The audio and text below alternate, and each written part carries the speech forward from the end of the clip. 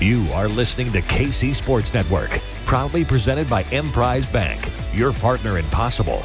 The Kansas City Sports Network is so pleased to welcome the one, the only, the man, the myth, the legend, Delanie Walker, proud of Kansas City, Missouri. I'm going to let him do an intro to himself, let him know his connections with KC, and then we're going to roll into him being a part of the Legends community.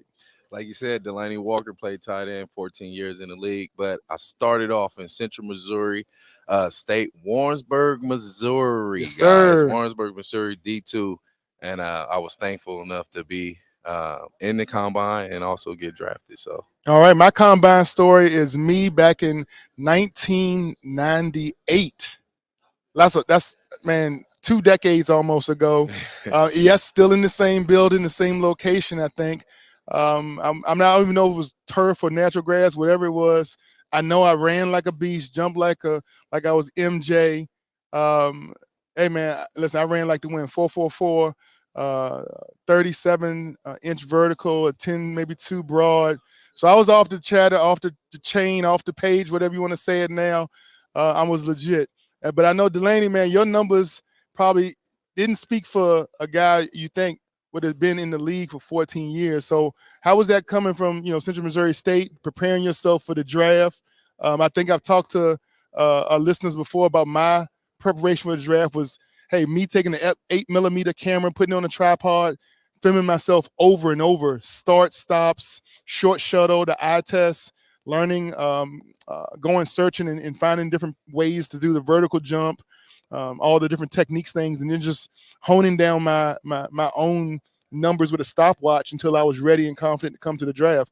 What did you do to prepare yourself for the draft? Coming from a small school like I did, I signed with an agent as soon as I figured out I was probably going to go to the NFL. So that agent said, look, man, you didn't play with this type of competition that you about to see at the combine. So let's try to get that competition. Let's see if you can see that competition. So I went to Plex in Houston, worked out with Danny and Arnold, and I pretty much did everything you did, but I had guys there doing it with me, preparing me for what I was going to see at the combine, testing me, agilities, catching, running routes, conditioning. I did it all, meal plan, everything, because at this point, that's all I cared about was showing out in the draft.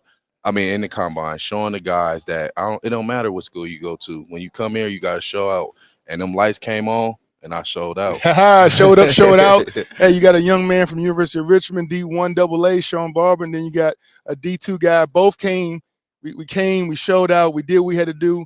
We let the numbers speak for themselves. But then when we got on that NFL stage, man, I know the NFL average is 3 years, 2.5, but you got a 10-year vet and a 14-year vet telling all you guys, it don't matter where you came from. Just prepare yourself, have confidence, that mindset, be ready to go when the cameras and the lights cut on, and always be willing to show people you're ready to compete. So, let's talk about that. We're here in Indy. There's a list of invitees. And then before every position goes out there, you hear about guys not competing. You hear about guys choosing to wait until their pro date. What is your obviously just some thoughts about that concept. And obviously it's different for us because we know we had to compete. You're coming from a small school, we didn't really have a choice. But, if you was a Power 5 or a School of 5, one of those, bigger schools, what would you have done? Preparing yourself for the draft? Honestly, the culture has changed with the younger generation. You can see it in college now. Kids are able to choose schools that they want to go to. They can play for this school and then get upset, don't like it, and go play for another school. When we were playing, you had to sit a year out, and that wasn't optional. We could not do that because I could not lose a year. So that, I think, brings these guys into here feeling like, well, if I can do that in college, why would I need to show run? I don't need to run. All right. I'm top. I'm in the top prospect. I don't have to go out here and show these guys nothing. They're already on me because what school I went to. So don't come out here. Don't show out. Just wait till they pro day because then they can get an unofficial 40. Which the trigger finger. That quick trigger finger. Trigger finger. They can bench with their strength coach. They have their coaches there running the drill. So, I mean, it makes it a lot easier. But guys like ourselves, the guys that need to show out and have all the 32 teams here, from scouts to coaches to GMs, I feel like they should show out because that's what got me drafted. Honestly, if I did not come here and do what I did, I would not be in it. I would not have got drafted. And maybe I would have been a free agent, went to another team and not the team that I started off with, and pretty much got the skill levels from Pete Hayner teaching me how to be a tight end, having Vernon Davis there teaching me how to be a tight end, and just the good cast of guys that was surrounding me in San Francisco. So if you're a small time guy, show out. I'm telling you, this is the time to show out. And you big name guys, you do what y'all got to do. So we talk, speaking again to Delanie Walker, we just kind of went over what is called the butterfly effect. You change one little piece of the puzzle, and you don't know how that's going to play itself out in different areas of your life as the years go by. So being able to choose whether to come here and compete, that's the word to me that I never wanted anybody to not think that I was ready to compete. All day, every day, twice on Sunday. Yes. That's what my day. Always be ready to show up, show out. If you think you're an athlete, a lion don't stretch. Yeah. Right? Lion, wake up, ready to go chase. You better be ready to roll that gazelle. Yeah, right. The lion ain't stretching. You better not. So I'm coming after people's jobs. Yeah. And I knew that coming from 1AA. I was like, whoever you might be drafting me to be a special teamer, to be a third down linebacker. You might think I'm a tweener, safety, But once I show up at your organization, I'm making a short list. Yes. You make some mistakes, you make too many mistakes, you don't know your alignment assignment, I'm coming after your job. Very true. And once I get that job, I'm treating it like I'm the 53rd guy on the roster each and every offseason to push myself to train. And that's the only way I was able to stay in 10 years. Very true. So it's foreign to me how guys would bypass an opportunity with all the lights, all the coverage, all the different networks and everything, all the mentors here to encourage them and letting them know, hey, this is your opportunity. And then you're going to opt out, not because of the injury or anything, but you're just going to opt out. Like, I'm going to wait a couple more weeks. I'm going to train. I'm going to have my pro day. You don't know if it's going to rain during that pro day. You don't know, you pull a muscle a couple days before and you miss that pro day. Yeah. So man, any opportunity you have to show and prove what you can do, a confident athlete, a guy who's secure with his abilities, it's just, again, it's a foreign thought process of thinking I'm not going to be ready for the NFL Combine. Man, and it's crazy because it's 1,000 other athletes that want to be here. Didn't get the invite. That didn't get the invite and will run out the gym for these guys. You know what I mean? But again, like I said, it's the culture we live in is changing a lot. When I don't even feel like we had that option when we was doing it. Like, you what? You not what? Delanie, could you imagine your pops or your people realizing you got invited to the NFL Combine? You showed up, said your name, waved, let them take a height and weight, and then you sat around and watch other guys go compete? Trust me, bro. Trust me. My family, they'd be on me, man. Like it would be bro. Just stay there. Don't even come back. You don't represent RIC. Yeah. You're not part of the 804. Yeah. No, we got dogs here. Why did you go? You should have just said, "Nah, I'm gonna just wait till the pro day." Yeah. You got my picture. You know my date. Yeah. I can jump on the scale here and tell you how much I weigh. Yeah. So you don't waste the hotel room. Don't waste anybody else's time. But like you said, it's a different culture. But I'm drawing a blank. But the guy from Georgia who ran the 4.3. Oh, 4.39. Nolan Smith. Nolan Smith. That guy's stock just went up. Do they? If they're not watching that, and seeing that now what? He's the only person they showing on TV. Mm-hmm. He's the only person getting interviews. He the only highlights they showing. His stock just went up. So if you don't see that doing everything here can help you out. Yeah.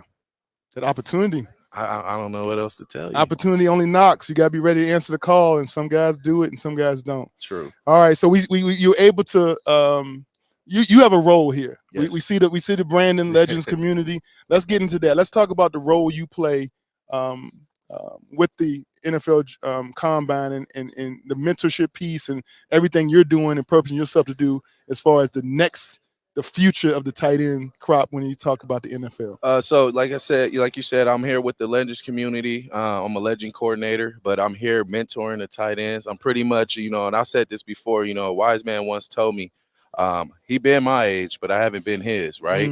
So Gotcha. if anything, I can give them guys some pointers because I've been in this situation. I was in a small school, came here, showed out, got drafted, played a long time. So I got the formula. Yeah. I got the formula, and that's all I'm here for is to try to teach them guys the formula, put them in a successful situation because, the league is a lottery ticket, but everyone knows you got that lottery ticket. So you got to protect it, right? So that's right. what I'm here for. I'm trying to teach them everything I know that kept me out of trouble and kept me in the league as long as possible, and just trying to give them guys some advice, man, to keep their head on straight. Yeah, young guys, no is a complete sentence. It doesn't need to be supported by any statement. Somebody wants something from you. They want you to provide a opportunity. No is a complete statement. You don't need to say anything beyond that. And then also, like you said, providing some tutelage, some confidence in some areas where these guys might come in with a little bit of doubt, wondering if they've trained hard enough, if they're ready, if they, if all their moons and stars in alignment, whatever it might be in to get their aura and their confidence at an all-time high and be ready to go perform. Having a young man like yourself saying, hey man, I've been there, done that. Yeah, the nerves, the butterflies, that's natural. That's natural. In any form. You should be a little bit nervous when it's time to go compete. True. But the confidence you have from the training, man, 100% of the guys here have done months and months of training, and ready to show. So like, it's nothing to be nervous about. Go out there and showcase. And guess what? If you don't have your best day here, you got a pro day. You got a backup plan. So it's not like all your chips are on the table right now.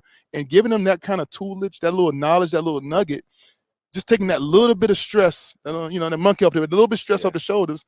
That's how a kid can go run a 4.39 at 255 pounds from Georgia. Nolan Smith Jr., senior, whatever you are. I mean, like, that's how you become a overnight star. And now you're on everybody's top board. And now everybody got to come see you. Yeah, and also, the guys, they got to understand film is going to speak too. Like, if you play balled out on film, that's going to speak too. They know you can play. They're going to watch film and see what type of dog you are. If you don't really have a great day here at the combine, they're still watching film, okay? Yes. Film is always going to show what type of player you are. They're going to watch that film all the way from the first quarter to the fourth quarter and see how you finish games, and that talks loudly to them too. And then what he said about you saying no, I always tell people, have a know-it-all guy. A know-it-all guy means you ask me to do something, I'll be like, let me check with my guy. I got my guy. Let me ask my guy. And you use him to say no, because he the know-it-all guy. Yeah. He got a role on the team. Hey, if I send somebody to you, you let me get out the way, and then you find a way to tell them, like, no, we ain't doing it. There you go. That ain't in the picture for my homie. Yep. So you don't have to be the bad guy. And I tell the tight ends that always have a person like that, even with your family. If that's your agent, your financial advisor, your publicist, have one. Yes. Because it's hard to say no when you get people to you love. I mean, it's people you love. Yeah, it ain't no loss of love. It's just a matter of fact, my focus, I got to eliminate distractions. And anybody that truly loves you and want to see you succeed, if they feel like they're a distraction, they should eliminate themselves and remove themselves from the situation.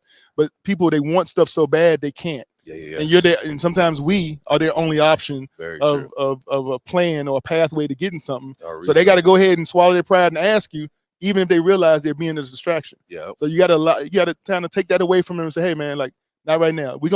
You let me play my 10 years out. Delanie was gonna play his 14 years out, and then once we finish stacking the chips, now we can divide and see what we want to do in what areas, and then we all get to eat. We all get to grow. So the people you love got to be understanding that, hey man, it's not for long. NFL is not for long, and you got to have to focus and generate as much money on as many teams as you can, and because that's got to last you generations. It's a legacy. It's a legacy. And so with Legends community, when I first heard of Legends community, that's the word I thought of, legacy. Yep. Empowering guys, former players in ways that they can go from being just alumni, blurb on the screen, I used to play for this, having to reintroduce yourself, to actually becoming a part of a legacy of former athletes, being able to be mentors and being like guiding stars to the up and rising stars. And so it's so important what you're doing. Some of the things that you're doing here at the Combine, let's start with the Legends Lounge and how that aspect works. Pretty much, anyone who's played in the NFL, anyone, a snap. All right. Not 3 years. You got to be on a contract. No, a practice squad. A snap. A snap. If Okay. you ran off on kickoff, or if you was on kickoff return, if you just play punt, you are a legend. Yes, sir. You are a legend, and that's what we say, and that's what we believe. So when we have the Legend Lounge, anyone who's played a snap is welcome, and you can come to these things for free. We send it out. If you go on your the Legends community app, you can sign up for all of these things that we have put forth for the Legends. You can come to the combine, watch it for free. You can go to the Super Bowl. You can go to the Pro Bowl. Anything we have is there for you. Yes, sir. And it's all for us to interact with each other so we can feel like we're back in that locker room. That's all it's all about. We want them guys to feel like they wasn't forgotten. Yes, sir. You know, and it's a great cause, man, and that's why I'm working for them. All right. What area do you cover? I cover the Tennessee and the San Francisco 49ers. All right. Well, locally, obviously the KCSN network, our local legend is Will Shields. Yep. Nebraska All-American, all everything, Chiefs Hall of Honor, Gold Coat Hall of Fame, and also a Walter Payton Man of the Year award winner for the Kansas City Chiefs. So he's doing a phenomenal job of making us feel included and making us feel like, yes, whether you're a one-snap guy, one-year guy, or a living legend like him, when you step into that Legends community, that Legends Lounge, you see all that black and gold, it makes you feel like you are a Hall of Famer. Indeed. And I tell you, I went in there yesterday and I was able to take my notes and watch all the guys perform. Man, I felt like I was a general manager. I felt like I had my own team, man. You saw me taking my notes and all that kind of stuff. But that like you said, they provide that opportunity at all the biggest events all throughout the calendar. Yep. And then also as a resource, being able to be a kind of one-stop when you're having a problem or issue or any kind of things. True. When it comes to transitioning out of the game, Yep. you need someone you can call. You need somebody, some like an outreach. So Tracy Perlman, right? She oversees the organization, Yes, she does. and you can call her office. Any former players, call her office, get in touch, get scheduled to be reached out to, and be approached by somebody in her office to get you that next step, that next number, so they can try to solve those problems. Very true. And Tracy does a great job on finding guys like ourselves, because I feel like it's easier for guys like myself to talk to guys like me and you, right? Yes. And they can open up a little bit more and tell us what's really going on, and because we've been there, you know, and we have them same feelings. And that's how I started working with the team. I went to a summit, and in that summit, it may have been 50 guys, and it's a safe space. You know, we start talking, and when every guy started talking, I felt that. Yeah. Because I felt that same way. Yep. And I knew I had to be a part of this, because we need to change. We need to get out there. We need to let guys know that we're still here for you. I know when you when you retire or you get cut, it's like the teams are almost like, what are you doing for me lately? Right? Yes, sir. So players feel that way. Yes. So it's good that we can talk to them guys and interact and get them guys in touch with some of their old teams, where if they want to go to games, if they want to go in the locker, if they want to get jerseys. Yes. You know, that's what we do. And then, like you said, we do other things too. You can call us if you need we can get you line of duties. We can get your benefits. We can get crisis help. Yes. You know, it's just so much more that goes into this, and it's a beautiful thing that we have it. Well, man, we want to be appreciative and respectful for your time. Let you get back out there to mentor these guys. But before you go, I got to ask you, who is the cream of the crop when it comes to the tight end? I know it's some really big names out there. There's a guy from Notre Dame, a guy from Oregon State. There's a number of guys I think I've seen film on already. So which guy caught your eye? I'm gonna have to say the Utah guy, Dalton. I feel like he's gonna be I know he's injured right now, and I hate to say a guy that's injured, but I followed his career when he was in San Diego, and then going to Utah and still having a big year in Utah. Is like, man, you know, I see him as a Kittle kind of guy. So I'm big on him. I'm excited to see what his career looks like. I look forward to seeing him also, man. Obviously, again, Delanie Walker, proud of CM State, representing Missouri to the finest, living out there and loving it up in Tennessee with the Titans. He's part of the Legends community. He's doing an awesome job of mentoring and passing on nuggets and wisdom to the next generation. Love him like a brother, man.